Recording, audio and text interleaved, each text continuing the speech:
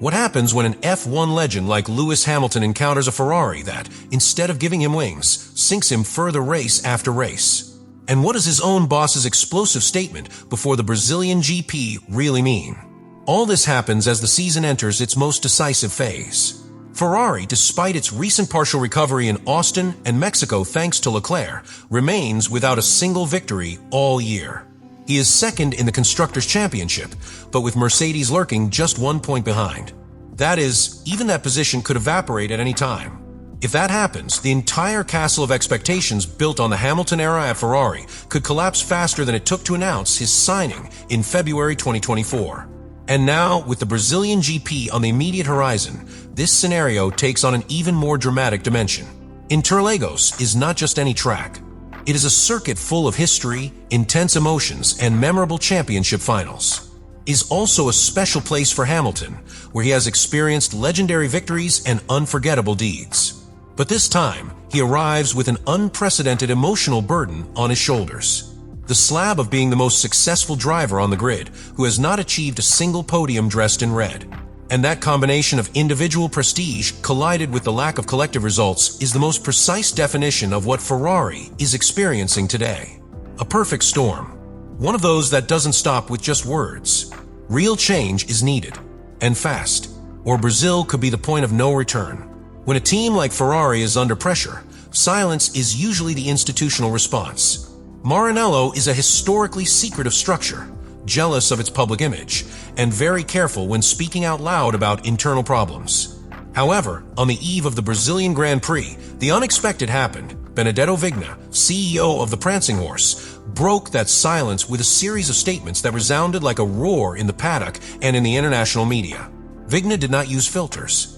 In an interview that was not planned or agreed to generate media impact, but rather occurred as a spontaneous act of executive frustration, the Ferrari CEO made it clear that things are not working as they should. His phrase, loaded with unusual honesty, was direct. There are other teams where everything seems to work better than it does for us. In the context in which this statement occurs with Ferrari without victories, with Hamilton in free fall, and with a questioned technical structure, these words are not just a comment. They are a declaration of internal war. This type of public self-criticism is not common in Ferrari's senior management, and even less so when there has been a recent renewal of trust in the team director, Frédéric Vasseur. It was Vigna himself who endorsed the extension of Vasseur's contract in July of this same year, pointing him out as the right man to lead the sports project. But now, those words seem to belong to another era, a more optimistic time. Because today, that same managerial figure questions, albeit implicitly, the execution, coordination, and efficiency of the team that he himself helped set up. Vigna continued with other equally impressive phrases. He acknowledged that Ferrari has not yet assembled the necessary ingredients to win consistently. He spoke about the importance of keeping your feet on the ground, even after a podium like the one in Mexico. And perhaps the most revealing was when he admitted that the season has not gone as expected. In an organization like Ferrari, where every word is measured to the millimeter, that type of language suggests a level of dissatisfaction that can no longer be hidden behind Leclerc's podiums or behind the technical promises for 2026, that there are those who interpret these statements as an attempt to save the institutional image before the season ends without victories. Others believe it is a move calculated to trigger structural changes before development of the 2026 car begins. But the truth is that Vigna, by publicly stating that other teams work better, is pointing to the core of the problem: internal coordination. He is questioning whether Ferrari really has today a structure capable of executing at a championship level. And in that crossfire, Hamilton is also exposed. Because although Vigna does not mention it directly, his words reflect the general frustration with the collective performance in which the Briton has been a part without yet delivering the results that were expected of him. The star signing who promised to lead Ferrari to the title has ended up, for now, caught in the middle of an organizational storm that not even his 7 crowns seem to be able to dissipate. Brazil, then, will not be just another race. It will be a litmus test for all levels of Ferrari. Because when the CEO himself talks about structural failures, the message is clear: something has to change. And you have to do it now. Vasseur knew from the first moment that bringing Hamilton involved much more than changing drivers. It meant changing the paradigm.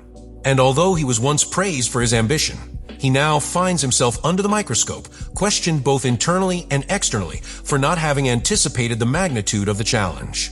However, Vasseur has also emphasized that, despite everything, they have begun to see signs of improvement.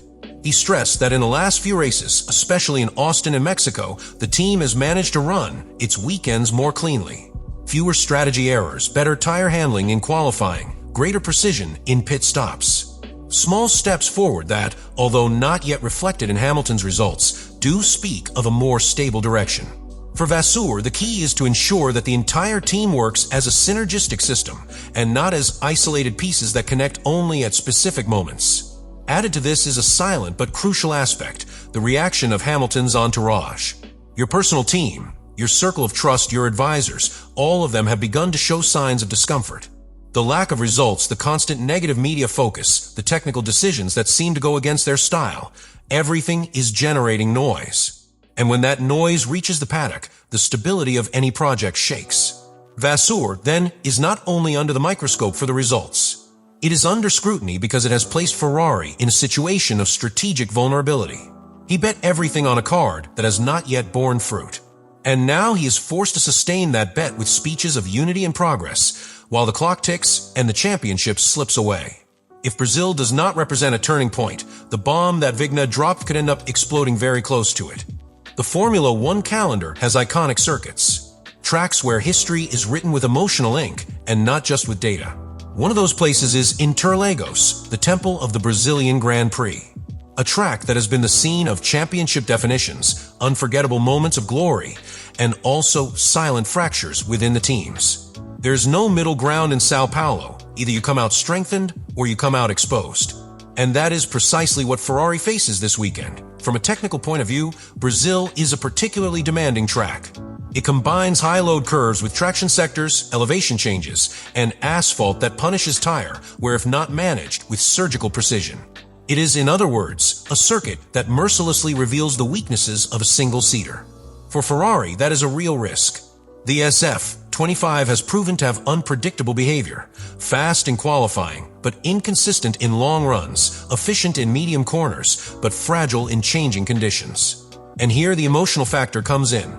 For Ferrari, the scenario is no less complex. They arrive with a second position in constructors threatened, with rumors about internal changes, and with a management that is beginning to show signs of fracture. Vigna's statements ignited a fire that still has no control. Brazil represents a last chance to contain the flames and rebuild the narrative. If the car works, if the drivers respond, if the team executes with precision, then they can use Interlagos as the platform to relaunch their closing season. But if they fail, if the strategic errors, the internal clashes, or the differences in pace between Leclerc and Hamilton return, then the institutional storm will be inevitable. And we must not forget the symbolic impact of this event on the calendar. It is the penultimate race of the year. From here, the championship enters its final stretch. There is no longer room for excuses or long-term planning. Every point, every position, every decision in the pits can make the difference between saving the season or ending up sunk in frustration. The paddock knows it, rivals know it, and especially the protagonists themselves feel it. Hamilton has no more margin. Ferrari no longer has shields. And Vasseur, who has defended his management tooth and nail, knows that a poor performance in Brazil could even compromise his legitimacy for 2026. In this context, the Brazilian GP is not just another race. It is a defining moment, a crossroads. And the most interesting thing is that none of the main actors, nor Ferrari, nor Hamilton, nor Vasseur, has absolute control of what is going to happen. Therefore, the tension is total. Fred Vasseur, for his part, has done what any leader in crisis must do: contain, sustain, defend. But Hamilton's public defense is no longer enough. The pilot needs results, and he needs them now. Not for ego, not by reputation, but because the Ferrari-Hamilton project cannot afford another season without victories. It would be devastating, not only for the British's record, but for the credibility of a leadership that promised a revolution. And then comes Brazil, a circuit that has witnessed miracles, tragic endings, legendary laps. But above all, a place that never forgives weakness. If Ferrari wants to rewrite history, now is the time. If Hamilton wants to show that his time at Maranello has purpose, this is the race that must mark a change. And if Vasseur wants to keep the helm of this ship, He will need more than words of support. He will need a result that calms the storm. Is the bomb dropped by the CEO a sincere turning point, or a sign that the project is already being doubted from above? Does Vasseur have the ability to stabilize a team that, race after race, seems on the verge of emotional collapse? Leave me your opinion in the comments, what you think about all this.